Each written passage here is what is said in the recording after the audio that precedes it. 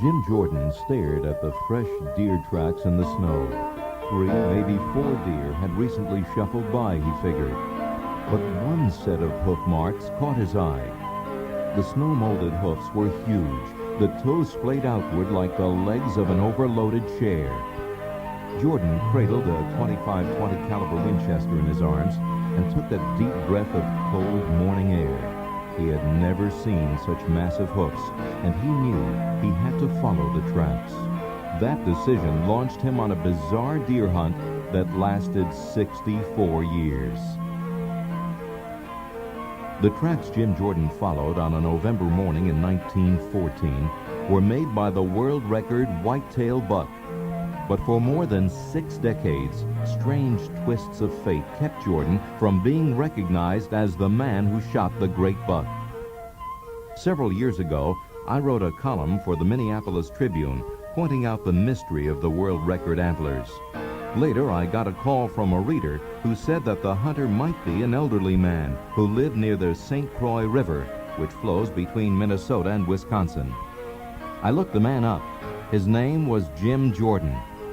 I wrote about the story he told me in the Tribune in 1977, and that attracted the attention of officials of the North American Big Game Awards program, now administered jointly by the Boone and Crockett Club Association. They investigated, and in December of 1978, the Boone and Crockett Big Game Committee recognized Jordan as the man who shot the record buck. The story begins on November 20th, 1914, a clear, sunny morning in northwestern Wisconsin. A morning that dawned on 6 inches of new snow over the vast stretches of Wisconsin's woods. Jordan, who lived on a small farm near the little town of Danbury, woke up particularly early. He looked out and liked what he saw. His farmyard freshly covered with snow. It was the opening day of Wisconsin's deer season, an event that Jordan never missed. He was 22 years old, a woodsman, logger, and trapper, and he loved deer hunting most of all.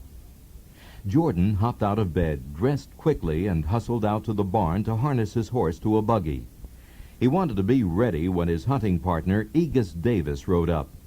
Davis arrived on schedule, and together the two headed into Danbury, bought their 50-cent deer licenses, and turned the horse and buggy southward toward the Yellow River. As Jordan anticipated, the hunting conditions were ideal, thanks to the new snow. Quietly, softly, the two trudged toward the Yellow River. They hadn't walked far when Jordan spotted a doe, raised his rifle, and fired. The big doe fell. Davis was elated by the quick success. He suggested that they drag the doe back over the short distance to the horse and buggy. But Jordan was impatient. He handed his hunting knife to his friend. "Here's my knife. You can have the doe, but you have to take it back by yourself. I want to keep going," he told his hunting partner. Davis nodded his approval, and Jordan, minus his hunting knife, headed off by himself. He hadn't gone far when up ahead in the virgin snow he spied a string of pockmarks meandering through the aspen thicket. His attention was drawn immediately to the set of super-size hoof prints.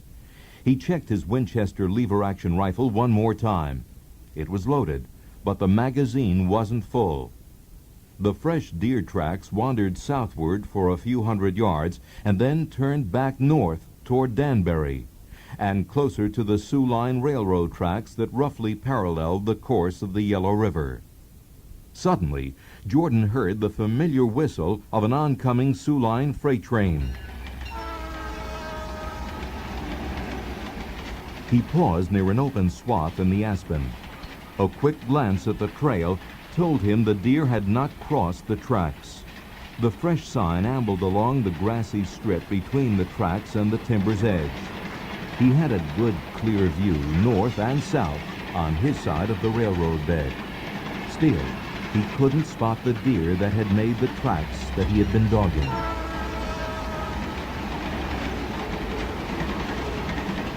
Suddenly, just ahead, Jordan saw movement. The bedded deer had been alerted by the oncoming train.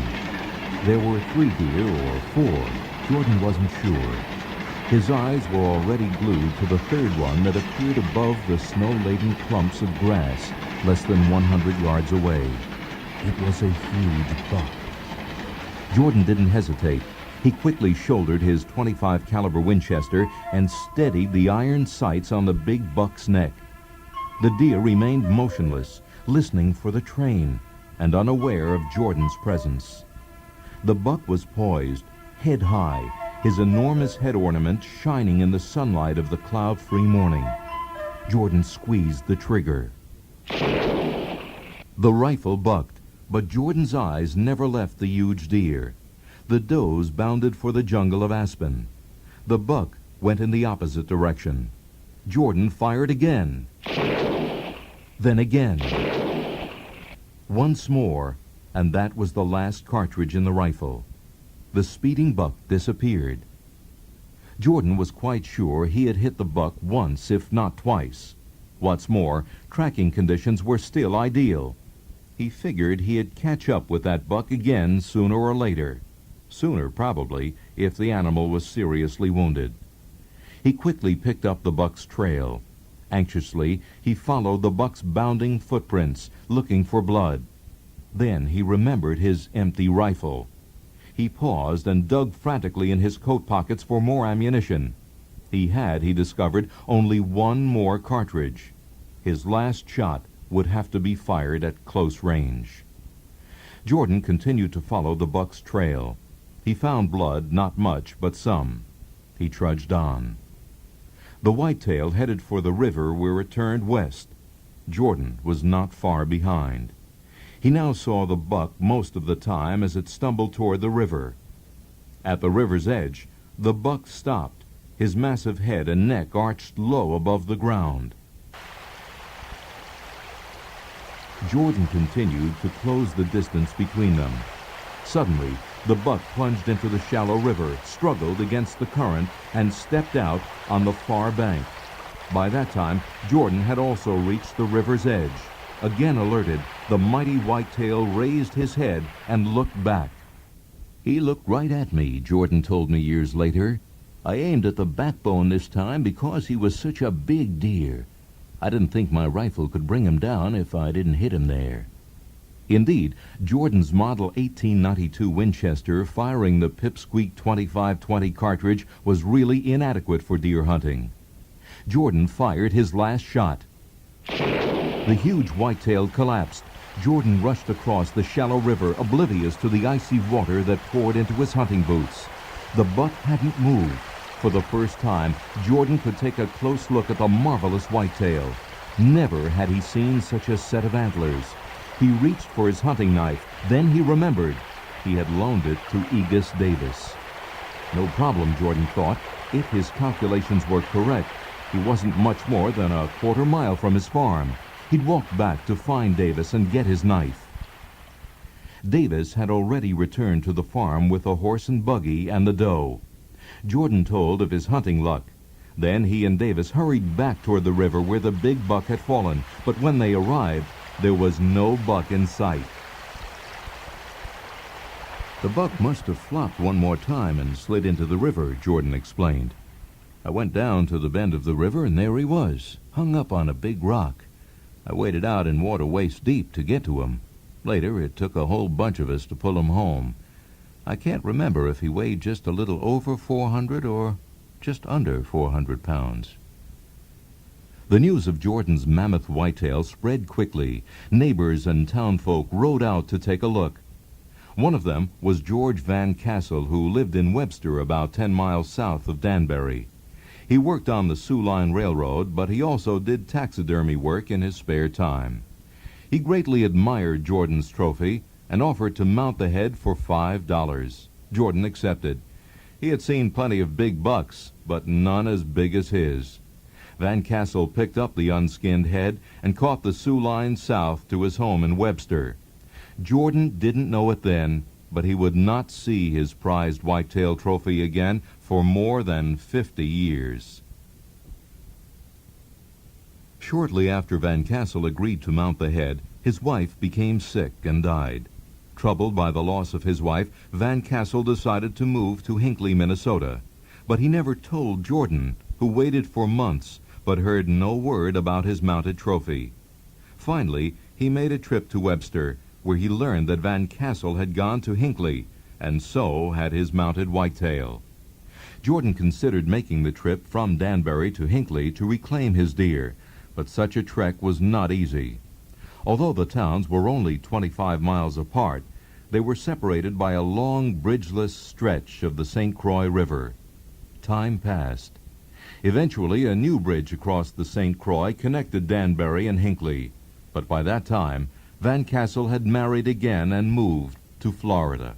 I never heard from Van Cassel again, Jordan recalled. He gave up all hope of seeing his whitetail trophy. He and his wife Lena moved to a small acreage near Hinckley along the Minnesota side of the St. Croix. He was not a young man anymore, and life had not been easy. Still, he hadn't lost his interest in deer hunting. He took his share of good bucks. Their many racks hung from the rafters of the Jordans' home, and he could easily tell when, where, and how each had been taken. He started collecting deer antlers as a hobby. That hobby led to the next twist of fate. One day in 1964, a Minnesotan by the name of Robert Ludwig was strolling down Main Street in Sandstone, a small town about 8 miles from Hinckley. Ludwig was a shirt-tail relative of Jordan's, and he also collected antlers. He came to a rummage sale on a vacant corner lot. The goods, dishes, antiques, and furniture were the usual assortment. One item, however, caught his eye. It was an old, dusty, decrepit mounted deer head. Ludwig looked it over. The mothy head had been stuffed with yellowed newspapers and homemade plaster, and it had been sewed up with twine. But the antlers were magnificent. Ludwig couldn't believe their size. The rack, massive and perfectly shaped with 5 equal points on a side, was larger than any he had collected. Ludwig paid $3 for the head and took it home. His wife was less than overjoyed at his bargain. The mount was beyond repair, but the antlers were huge. Ludwig, a forester for Minnesota's Department of Natural Resources, became curious about his $3 antlers. He obtained an official form for measuring typical whitetail racks and measured the huge rack himself. He wasn't sure what the total point score meant, but he sent his results to a St. Paul naturalist, Bernie Fashingbauer, an official measurer for the Boone and Crockett Awards program. Fashingbauer thought Ludwig's measurements must be wrong. If they were right, the rack qualified as a new world record typical whitetail buck. He contacted Ludwig and arranged to see the big rack and to take his own set of measurements. An unbelievable score of 206 5/8, a world record. The score was submitted to Boone and Crockett officials, who asked for measuring by a panel of experts. The experts came up with the same score. Ludwig had indeed found the new world record typical whitetail rack. He couldn't wait to tell his friends and relatives, particularly Jim Jordan, since Jordan was also interested in big antlers. Jordan looked at the record rack when Ludwig showed it to him. He was stunned. It was the same rack he had lost 50 years ago to Van Cassel, the taxidermist. Ecstatic about the discovery, Jordan had a picture taken of himself with the record antlers. He showed it to old friends who had seen the head 5 decades ago. They agreed it looked like the same buck. Ludwig, however, disagreed. 4 years later, in 1968, he sold the record head for $1,500 to Charles T. Arnold, a deer antler collector from Nashua, New Hampshire. Arnold still owns the record rack, which has since been remounted and refurbished with a new cape. So Jordan was separated from his trophy, although he continued to insist it was the same buck he killed in 1914. He also insisted he wasn't interested in any of the money Ludwig received for selling the world record head. "I just want to set the record straight," Jordan told me in the fall of 1977. Of course, the record eventually was set straight when the Boone and Crockett Club credited Jordan with killing the world record whitetail buck. But the long hunting adventure took one more bizarre twist when the announcement was made in December 1978. Jordan never heard it. Less than 2 months before his record claim was officially accepted, Jordan died at the age of 86.